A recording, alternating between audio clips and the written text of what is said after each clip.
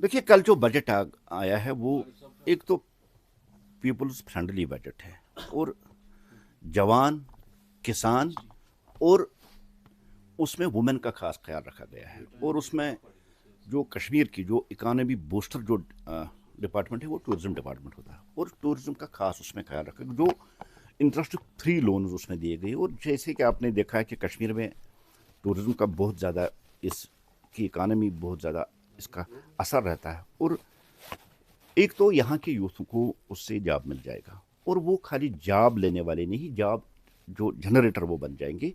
और जो इंफ्रास्ट्रक्चर उससे यहाँ खड़ा होगा, उससे जम्मू कश्मीर की जो काया है वो काया पलट जाएगी। और ख़ासकर जो यूथ्स के लिए उस बजट में जो एक प्रावधान रखा गया है पूरे देश में 55 करोड़ नए जो जॉब्स है, या जो उसमें बहनों की बात की गई है, बहनों को एम्पावर करने के लिए, जिसमें मुझे लगता है कि कुछ जो यहाँ रीजनल पार्टीज़ है, कल डॉक्टर फारूक साहब ने भी उस पर एक बाइट दी है। और शायद उनको इनसिक्योरिटी फील हो रही है कि जिस तरह से जो यहाँ की बहनें एम्पावर हो रही है, उनकी जो एम्पावरमेंट की बात हो रही है, और उन्होंने भी उसमें एक अपनी रिएक्शन दी है।